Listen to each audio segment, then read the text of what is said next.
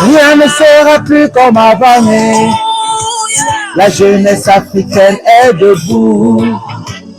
Rien ne sera plus comme avant, mais les enfants de Kama sont debout. L'esclave qui n'est pas capable d'assumer sa révolte ne mérite pas qu'on s'apitoie sur son sort. Seule la lutte libère, libère. Bonsoir famille, bonsoir une fois de plus et bienvenue dans ce live intitulé « Live de désaliénation et de dézombification de masse ». Ah oui, ce nom m'est apparu comme ça un matin. Voilà, je me souviens de cette publication d'il y a 7 ans dans laquelle je parlais de la désaliénation et de la dézombification de masse. Parce qu'il faut bien comprendre que rien que la désaliénation n'est pas suffisante. Beaucoup pensent que quand ils sont sortis des églises, ils sont déjà désaliénés. Oh que non. Quand vous sortez des églises et des mosquées et des autres sectes, hein, d'ailleurs sous-jacentes plutôt, vous êtes encore susceptible d'être coopté par ces sectes-là. Ah oui, quand vous sortez des églises, vous n'êtes pas encore complètement désaliéné. Il vous faut subir des rites de dézombification. Hello from Spain. OK. Donc, il vous faut subir des rites de dézombification. C'est ça que nous avons appelé ici débaptisage. Vous devez absolument vous faire débaptiser. Si vous ne le faites pas, alors vous n'êtes pas encore désaliéné. Vous êtes peut-être devenu athée, vous n'avez peut-être plus de religion, mais vous êtes encore un zombie. Parce que vous vivez toujours dans un paradigme qui vous a été inoculé, parfois dès le bassin. Donc la nécessité de subir, n'est-ce pas, un rite de débaptisage, voilà. Il y a beaucoup de lapsus ce soir, hein. Il faut qu'on reste concentré, voilà. Donc s'il y a des énergies qui veulent m'empêcher de le dire, je vais quand même le dire et je vais pouvoir le dire jusqu'à la fin. Donc, si vous êtes sorti des religions, ce n'est pas suffisant. Il vous faut absolument subir des rites de débaptisage, ce que moi j'ai appelé communément rites de dézombification. Pourquoi? Quand vous entrez dans ces religions-là, n'est-ce pas, on vous fait subir des processions qu'ils appellent généralement des baptêmes. D'accord? Comprenez que ce sont des rituels. Tant que vous n'avez pas cassé ces rituels, vous êtes encore dans cette religion, même si vous n'y allez plus. Votre âme est encore emprisonnée dans ces religions. Si vous êtes sorti d'une religion sans vous débaptiser, vous n'êtes pas sorti, vous n'êtes sorti de rien du tout. Vous êtes encore dans cette religion, peut-être même encore pire qu'avant. Parce qu'à partir du moment où vous n'y allez plus, vous y avez laissé votre âme. Vous êtes juste sorti avec votre corps. Qu'est-ce que votre corps représente sans votre âme, sans votre esprit? Le corps que vous voyez là, c'est la matière. Elle ne représente rien du tout. C'est juste comme un temple dans lequel votre âme réside.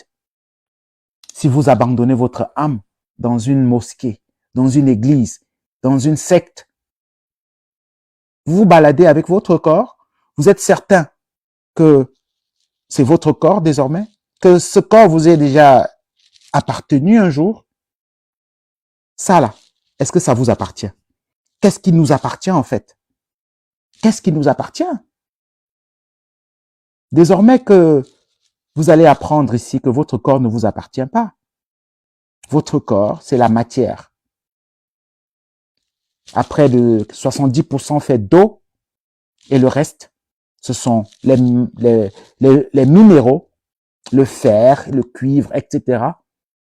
La terre, les éléments principaux. De ça qu'est constitué votre corps. Alors votre corps, c'est juste, ça devrait juste être un temple, un abri. C'est pourquoi nous devons faire attention à ce temple-là, n'est-ce pas, pour qu'il ne soit pas très vite dégradé et que nous quittions ce monde sans avoir accompli ce que nous devions faire étant vivants. Mais nous avons une façon de se racheter. Parce que quand on a quitté ce monde sans avoir accompli sa mission, on peut revenir. Mais si vous quittez ce monde sans vous faire débaptiser, et c'est ça qui va faire peur aux religieux. Imaginez que vous quittiez ce monde sans vous faire débaptiser. C'est-à-dire que vous avez quitté ce monde étant chrétien, étant musulman, étant franc-maçon, étant rosicrucien, étant scientologue, étant juif, étant tout ce que vous voulez, toutes ces sectes-là. Si vous quittez ce monde étant dans ces sectes, comprenez que vous allez naviguer. Du moins, votre âme sera dans la tourmente, dans le monde inférieur, de l'au-delà. Votre âme sera dans la tourmente jusqu'à ce que vos descendants soient prêts à vous accueillir. Et comment est-ce que vos descendants pourraient être prêts à vous accueillir? Si vous ne prenez pas vous-même conscience. Si vous ne prenez pas conscience du fait que votre âme devrait être libérée des dogmes diaboliques imposés par les colons. Parce que ces colons, ils ont créé leur religion parce qu'ils sont venus en Afrique. Que ce soit les Hébreux, que ce soit les Gréco-Romains, que ce soit les Arabes. S'ils n'entraient pas en contact avec la spiritualité africaine, ils n'auraient jamais créé de religion. Alors, vous êtes l'original. Pourquoi donc s'arrêter à la copie? Pourquoi s'arrêter à la copie? J'ai vu une vidéo que je vais vous montrer un extrait tout à l'heure. J'ai d'ailleurs publié sur ma page. Un jeune musulman, un gamin musulman qui disait de haute intelligible voix que si sa mère, sa maman trompait son père, alors il serait pour qu'on la lapide. Parce que c'est Allah qui l'a dit dans le Coran. Parce que c'est Allah qui l'a préconisé. Le mal est profond. Le mal est profond. Mais dans cette introduction, on ne va pas oublier de revenir sur notre live d'hier. Nous avons eu un excellent live hier avec un panel bien garni. Sur ce panel, nous avons eu la chance d'avoir le professeur. Il est très humble. Il n'aime pas qu'on l'appelle professeur. Le professeur Menkeper, il est venu sur ce panel nous donner des enseignements. Ah oui, le professeur était là. Il a parlé pendant près d'1 heure et on était tous là, tous muets et on s'abreuvait à sa source. Il nous a parlé comme il a été appelé pour venir nous donner des éléments sur les divinités égyptiennes, notamment les animaux sacrés de l'Égypte antique. Il a commencé par ça, mais ensuite, à partir de Sekhmet, je pense bien, ou de Basset plutôt, il est rentré dans les profondeurs de la spiritualité et de la civilisation égyptienne. Il nous a donné des dates, moins 2700, moins 2500, moins 2400. En fait, il a fait le déroulé de l'historique de l'histoire de l'Égypte antique jusqu'à Akhenaton.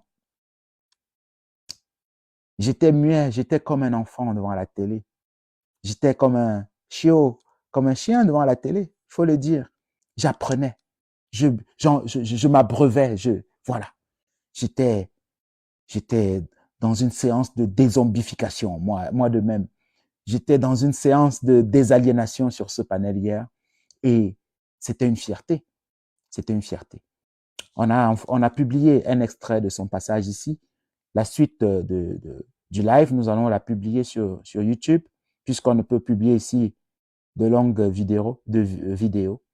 On va trouver le moyen de découper ça et puis de publier sa partie sur YouTube. Donc, notre live d'hier était assez chargé, plein d'enseignements. Il y avait de belles âmes. Il y avait la reine Force Tranquille qui était là. Il y avait la reine Sanuye qui était là. La reine Lovely d'amour qui est à l'origine de la venue du professeur sur ce panel. Il y avait le King Kamara. Il y avait un certain Boss. Il y avait 3011. Il y avait plein d'autres personnes qui sont juste montées pour poser des questions. Il y avait une reine qui est sur le chemin du retour à la source. Je ne vais pas donner son nom. Si elle est là tout à l'heure, elle viendra sûrement elle-même. Parce que tant qu'elle n'est pas prête, on ne va pas la forcer à faire ce pour lequel, voilà, elle ne s'est pas apprêtée.